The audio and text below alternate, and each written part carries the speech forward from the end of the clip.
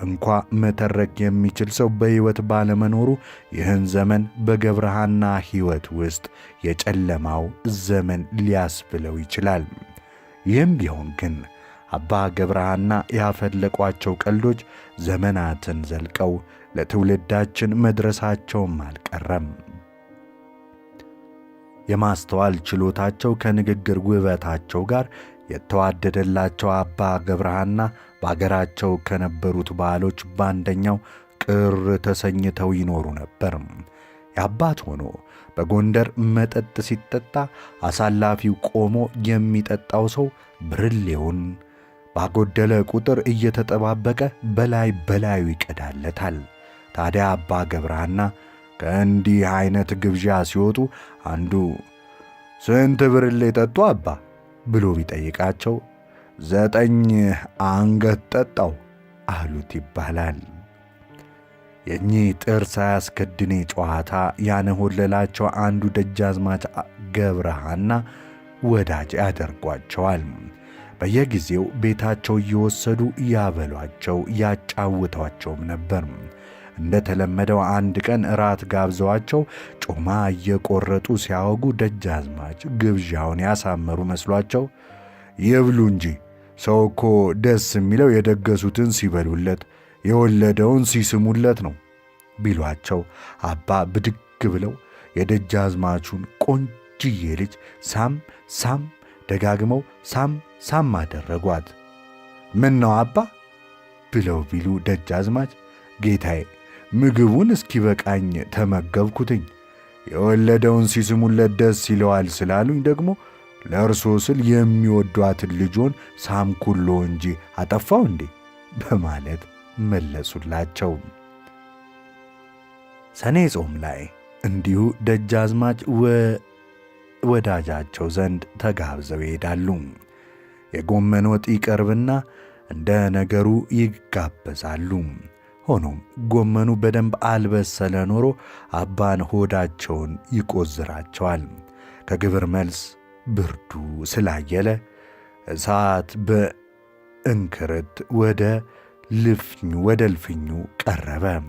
ይህኔ አባ ገብረሐና ወደ እሳቱ አምርተው በርጩማ ላይ ከተቀመጡ በኋላ ልብሳቸውን ገለጥ አድርገው ሆዳቸውን እሳት ያሞቁት ጀመር። ደጃዝማች በድርጊቱ ተገርመው ምን ነው ሆዶን እሳት ያሞቃሉ ቢሏቸው ጌታዬ ጎመኔን እያበሰልኩ ነው አሏቸው ይባላል። ይህንን የመሳሰሉትን ቀልዶች እያፈለቁ አገር ያሸነፉትን አባ ገብረሐናን ለማዋረድ የንጉሣውያኑ ቤተሰቦችና መኳንንቱ አንድ ተንኮል ፈጠሩ።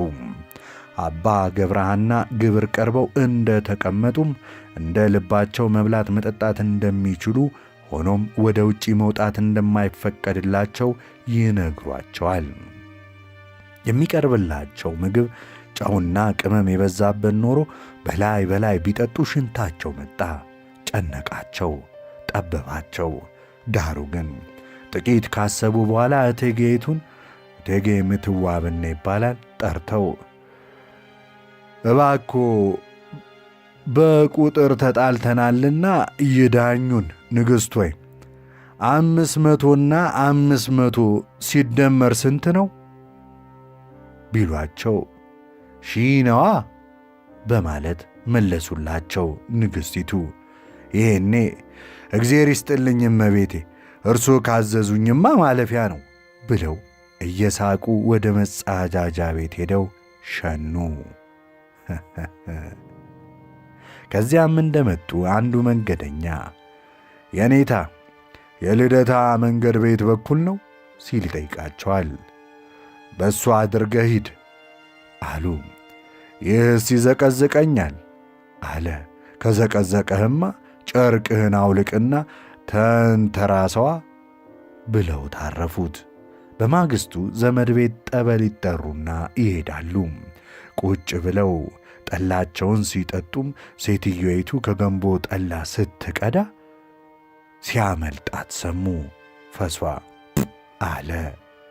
ይህን እያሰላሰሉ ሲጠጡ ሳለ ጠላ ልድገሞ አባ ብትላቸው እሺ ልክ እንደ ቅድሙ ጠረር አርገሽ ቅጂው ታዲያ አሏት ይባላል። የሰኔ ጾም እንደ ተፈታ ይቺው ዘመዳቸው ምሳ ትጋብዛቸውና ወደ መኖሪያዋ ይሄዳሉ። ጥቂት እንደበሉም ወጡ ውስጥ ጥፍር አገኙበት። ጥፍሩን ጠርገው እንዲታይ ለብቻው አስቀምጠው እጃቸውን ሰብስበው ቁጭ አሉ። ሴትየይቱ መብላት ማቋረጣቸውን ስላየቻቸው የብሉ እባክዎ ጥሩ አይደለም እንዴ ብላ ብትጠይቃቸው ኧረ ጥሩ ነው፣ ጥፍር ያስቆረጥማል እንጂ አሏትኝ። ምዕራፍ 2 ቀልድ በዛ። ስለዚህም ስደት ተከተለ። የካቲት 5 ቀን 1847 ዓመተ ምህረት ደጃች ካሳ ዳግማዊ ቴዎድሮስ ንጉሠ ነገሥት ዘኢትዮጵያ ተብለው በጳጳሱ በአቡነ ሰላማ ተቀቡ። አባ ገብረሐናንም ቤተ መንግሥት አገኟቸው። አፄ ቴዎድሮስ አባን በምሁርነታቸው ቢወዷቸውም ቢያከብሯቸውም ቀልዳቸውና ፌዘኝነታቸውን ይጠሉባቸው ነበር። ዳሩ ግን ከልጅነት ጀምሮ እስከ ጎልማሳነት አብሮ ያደገ ልምድ ከተፈጥሮ ባሕሪ የበረታ ነውና አባ ገብረሐና ቀልዳቸውንና ምጸታቸውን ማቆም አልቻሉም። ለምሳሌ ብላታ አድጎ የተባለውን የቴዎድሮስ አሽከር ምንጊዜም የሚጠሩት ብላታ አዮ እያሉ ነበር። ቴዎድሮስ ተው ገብረሐና ሰው እንዲህ አትዘርጥጥ ብለው ቢመክሯቸውና ቢገሥጿቸውም አባቱ ያወጣለትን ስም ኋላ እኔ ምን ላድርገው? አድግ ማለት በግዕዝ አህያ ማለት አይደለምን ንጉሥ ሆይ ብለው አሻፈረኝ አሉ። አንድ ጊዜም ከታላላቅ መኳንንት ጋር ሲጫወቱ የሴት ነገር ተነሳና አባ ሆዬ አንድ ቀን ከመኝታዬ ሌሊት ተነስቼ በጨለማ እየዳበስኩኝ ገረድ ስፈልግ የቤት ምሰሶ አገኘኝና ግንባሬን አለኝ ብለው ዋሽተው ያስቋቸዋል። ይህን አንዱ መኮንን አባ ቆመጥ ይዘው እያወዛወዙ ቢሄዱ ኖሮ እኮ ምሰሶ አይመታዎትም ነበረ ብሎ ቢስቁባቸው አጅሬ አብረው ስቀው ጌታዬ ለካ ይህን ያውቁ ኖሯል በማለት አሽሟጠጧቸው። እንደዚህ ያደረጉ መኳንንቱን ሁሉ በየጊዜው ሲነድፏቸው ቴዎድሮስ በድርጊታቸው አዝነው ገብረሐና ፍትሐ ነገሥቱን ጻፍ፣ ፍርድን ስጥ፣ ገንዘብም ያውልህ፣ ቀልድህን ግን ተወኝ ብያለሁ፣ ተው ተመከረኝ ብለው ተግሣጽም ምክርም ለግሰው እንደ ቀድሞ አቤቶ ሚኒሊክ አጠገብ እየተቀመጡ ግብር መብላታቸውን ቀጠሉ። ቴዎድሮስም ኢትዮጵያን የማዋሃዱን ሕዝብን የማሰልጠኑን ተግባር ገፉበት። ተክለ ጻዲቅ መኩሪያ ይህንን እንደሚከተለው መዝግበውታል። ሰው ሁሉ በዕለት ተዕለት ተግባሩና በደሞዙ እንዲያድር እንጂ ባሪያን መሸጥ ወይም መሸፈት እንዳይኖር ጠቅላላው ገበሬም ወደ እርሻ፣ ነጋዴም ወደ ንግዱ፣ የቀረውም ሰው በየሥራው እንዲመለስ በአዋጅ አስታወቁ። በዚህን ጊዜ የቴዝባ አገር ሰዎች ቀርበው ጃንሆይ ሰውን ሁሉ በየሥራው ግባ ካሉት እኛም ከሌብነት ከሽፍትነት በቀር ሌላ ሥራ የለንምና ይህንኑ ሥራችንን ይፍቀዱልን ሊሉ ጥቂት ሆነው አመለከቱላቸው። እርሳቸውም እኔም ለራሴ ታማኝ ዘበኛ ለመቅጠር የምፈልገው እንደናንተ የዚህ ልምድ ያለውን ጠንካራ ሰው ነው። ይሁን እንጂ አሁን ያላችሁት ጥቂቶች ናችሁና ሌላ ባዕድ ሳትጨምሩ የዚህ ልማድ ያላችሁ ብቻ አጣርታችሁ ይዛችሁልኝ ኑ ብለው አሰናበቷቸው። በዚህ ጊዜ መኳንንቱ እንደዚህ ያሉትን ሌቦች መግረፍ ነበር እንጂ ማሰናበት እንዴት ይገባል እያሉ ሲያስቡ በተባለው ቀን ሌቦቹ ተሰብስበው ከፊታቸው ቆሙ።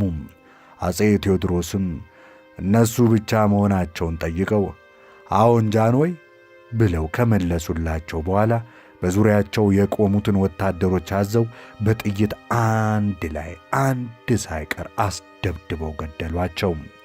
ከዚያ ቀን አንስቶ በንጉሥ ፊት የሳቅና የቀልድ ንግግር በፍጹም ቀረም ይባላል። አባ ገብረሐና ግን ሰውን መተንኮሳቸውን አላቋረጡም ነበርና በተለይ ብላታ አድጎን ያይሉባቸው ስለነበር አድጎም አቤቱታቸውን ደጋግመው ማሰማት ቀጠሉ።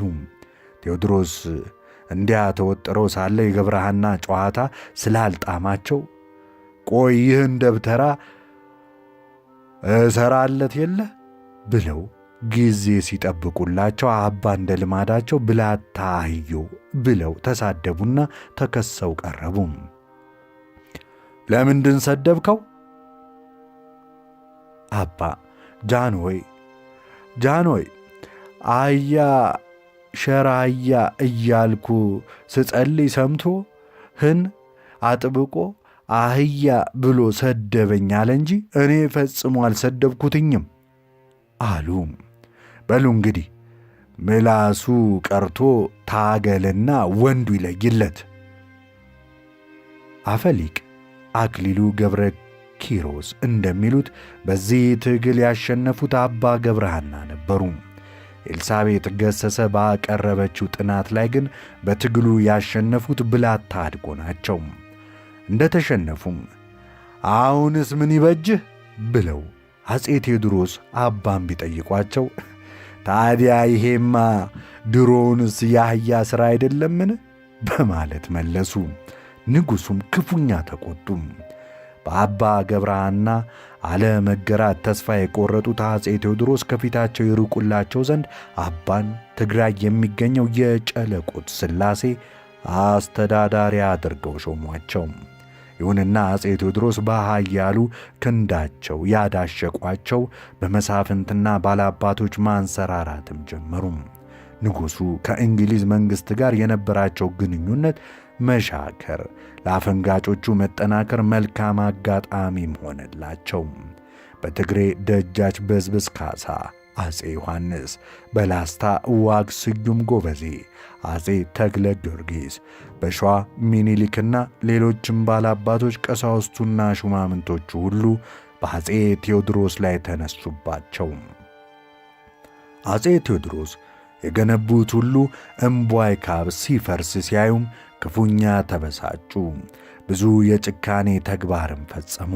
በተለይ የካህናቱ መሰሪነት ስላበሳጫቸው ከአንዱ አገር ወደ አንዱ አገር ሲዘዋወሩ በከበሮ በጸናጽል ሊቀበሏቸው የሚወጣውን ካህን ሁሉ እያስከበቡ በጥይት ያስደበደቡት ጀመር። ጳጳሱንም በግዞት ወደ መቅደላ ሰደዷቸው። መንግሥታቸውን ለመገልበጥ ካህናቱ መዶሎታቸውን እንዳወቁ ይህ አረግራጊ አቴና ወጊ ራሱን ታጣቂ ወገቡን ሰባቂ እያሉ ካህናቱን በገሃድ ይዘልፏቸው ነበር። ቴዎድሮስ እንዲገለበጡ ካሴሩ ቀንደኛ ካህናት አንዱ አባ ገብረሐና መሆናቸው እንደ ተደረሰበትም አባ ገብረሐና እንዲታሰሩ አዘዙ። ይህን የሰሙት ገብረሐና ሸሽተው ዘጌ ገዳም ውስጥ ገብተው ተደበቁ። አባ ገብረሐና ዘጌ ገዳም 2 ዓመት በስደት እንደተቀመጡም ይወሳል። በዚህ ቆይታቸው ወቅትም ረሃብ ይገባና ይቸገራሉ። አንድ ቀን ለወስፋት ማስታገሻ የምትሆን ቁራሽ ዳቦ ከአገልጋያቸው ጋር ተካፍለው ከበሉ በኋላ ዲያቆኑ ተነስቶ ጌታዬ ስብሃት ልበል ወይም ምስጋና ላቅርብ ማለት ነው ለምግቡ ቢላቸው፣ ተው ልጄ ቀለዳችሁብኝ ብሎ ፈጣሪ ይቆጣናል አሉትኝ ይባላል።